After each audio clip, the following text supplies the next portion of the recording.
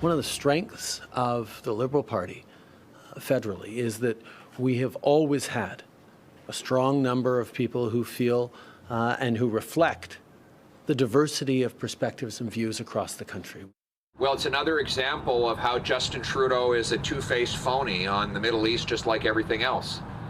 Trudeau's been absolutely incomprehensible on the Middle East. He has no clear position of any kind. The Prime Minister and Conservative leader Pierre Poilievre there reacting to a report from the CBC about Liberal MP Rob Oliphant. Oliphant is the Parliamentary Secretary to Foreign Affairs Minister Melanie Joly, essentially her second in command and a government spokesperson on its foreign policy, which is where things get kind of messy. That report details leaked audio from a call Oliphant had with a constituent in which he decried his own government's decision to pause funding to UNRWA, describing it as political, and said Israel has probably engaged in genocidal activity. As you heard there, the Prime Minister isn't firing or shuffling Oliphant yet, insisting there's room for many views in the Liberal caucus. But are Oliphant's comments that easy to dismiss? Let's bring in the front bench to talk about that. Former BC Premier Christy Clark is here. She's a senior advisor with Bennett Jones. CTV News political analyst and former NDP leader Tom Mulcair is with us, as is journalist and author Paul Wells. Hi, everybody. Good to see you. Hey, Paul, I'll start with you on this one, and we'll start with Rob Oliphant himself.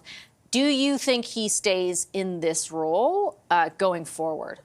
The Prime Minister has not been sanctioning any of the various factions in his caucus over this. The caucus is badly divided. The government's position is moving and public opinion is moving. Basically closer and closer to the sort of position that Rob Oliphant expressed. Even people who strongly believe in Israel's right to defend itself against heinous attack are less and less comfortable with the way Israel's government has been proceeding.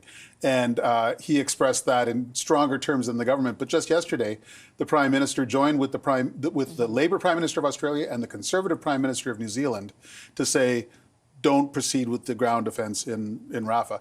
So that's an expression of the fact that opinion is moving.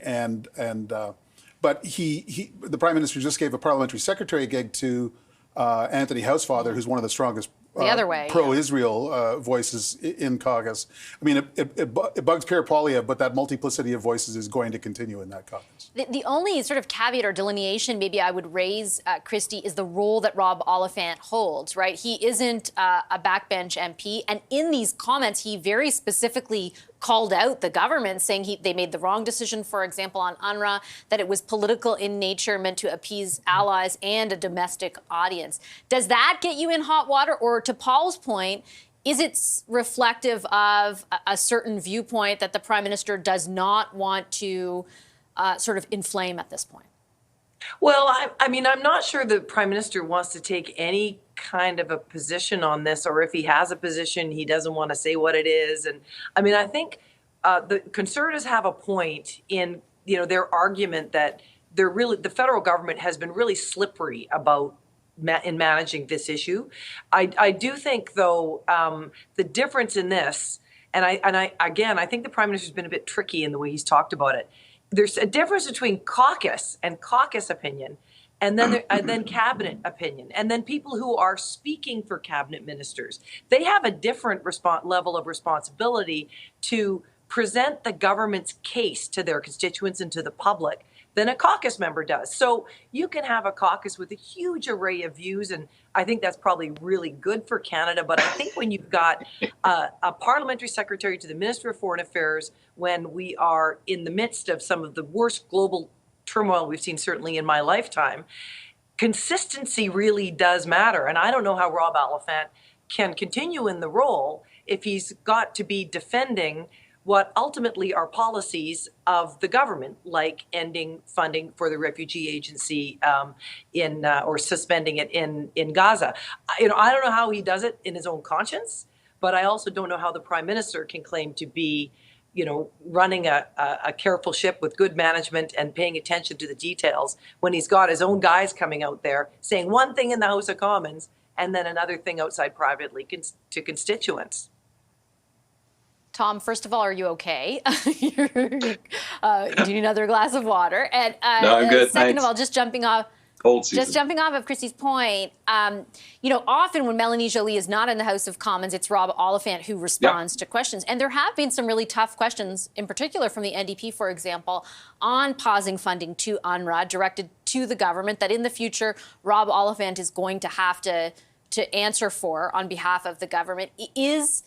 Is that going to be a difficult position for him to be in, for the government to be in? I spoke to someone pretty senior today who said likely soon we'd see him shuffle to a different parliamentary secretary file. I think that's almost inevitable. He is a really strong MP. He's very capable. He's articulate. He's hardworking. He knows his files. But for him to be giving the government line as he did not that long ago on UNRWA, talking about the extra $40 million Canada put in, defending the government's decision, and then getting caught saying the exact opposite with a constituent, I don't see how that's going to work. And in addition to that, the thing where he got caught the most was on the question of genocide. And Poilievre is right, by the way. It was incomprehensible, the position that Trudeau put out. They put out one thing in writing and they were saying something different. Everybody understood it to mean that Canada was taking a position similar to the U.S., saying that it was meritless, the case by South Africa on genocide against Israel. And lo and behold, they were trying to say something very, very different. And I like Christie's word, it's slippery. And this is not an area where you can be slippery. You've got to be clear-minded and say things consistently. And I think that that's the reason that Rob Oliphant might be in for the high jump. What do you think about sort of the contrast or the cleavage that, or the contrast, I guess I'll stick with the first word, that Pierre Poilievre is trying to draw between his own position on this and the Prime Minister's? Do you think it's resonating with people, Paul? I think people understand very clearly that Pierre Poilievre is much more strongly pro-Israel, as is almost all of his caucus, compared to the Liberals.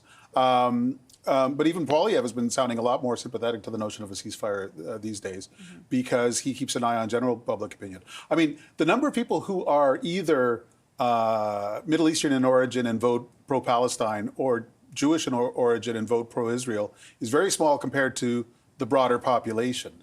And you're going to have to be sensitive to how the rest of Canada thinks on this. And opinion on that has been moving, as I say, markedly, measurably, away from unreserved support of Israel's right to defend itself and more towards, at some point, too much is too much. Yeah, Angus Reid, Christy, had a poll this week exactly to that point. Is there a way for the Prime Minister to reflect that and be, as you characterize it, less slippery, though? Can you kind of... Oh, Christy's video is paused, so I'm sorry. I'll switch that question to Tom. Just sort of swinging back to the same thing. Is there a way for the Prime Minister to articulate that many Canadians are holding two thoughts, that they understand Israel had to react to what happened on October 7th, the terror attack of October 7th, but also that the response is very difficult to watch unfold, and people feel uncomfortable with the appearance of disproportionality? Like, is there a way to do that and also say, I don't think it's genocide, or is it always going to be as slippery as it seems right now? That's very well said. And I think that Trudeau returning to the method that he used just before Christmas, when he sent out his first letter signed with the Australian authorities and New Zealand, was a way of communicating. We have similar backgrounds. We have similar parliaments. We have similar histories. And we have similar worldviews. We're strong allies of Israel. But now, in its fifth month, this war, if it were to continue in Rafah, the way Netanyahu is predicting, he says this is the end of the war. But he's also moving hundreds of thousands of people who have already been through, in the eyes of many Canadians, enough. So you can be the strongest supporter of Israel and still say, what I'm seeing is simply too much. And I like Paul's way of looking at it. It's not just a question of the people who have bought in because they have personal views based on their own background or experience. It's the average Canadian population looking at this and saying, okay, this can't continue like that. There doesn't seem to be enough voices out there saying, let's get to an end game that doesn't involve more displacement and more suffering by a very large civilian population. Christy, I'll give the last word to you. Is there a way for the Prime Minister to articulate that position without being criticized for being slippery? Well, I think the Prime Minister should take a position. I do think that this is an important enough issue in the world and for our allies that Canada should be quite clear about it. I mean, one of the things, as Tom said, that his parliamentary secretary said that was just so wrong, was talking about the fact of referring to this as a genocide. And, you know, I mean, we all know that Hamas has the words, you know, the suggestion of genocide in its charter about the Jews and about Israel. But that's not what this is. And if he believes that, he should leave the caucus, or he should certainly leave his posted cabinet. And, you know, I have some sympathy for him, though, because I have no doubt that the Prime Minister is trying way too hard to play both sides of this issue behind the scene, just as he is in front of the TV cameras. And I think Canada can do better. And, you know, I think we should have leaders that are clear with us, tell us where we stand, and make sure that our place in the world with our allies is also absolutely crystal clear. Okay, I will be crystal clear and take a commercial break.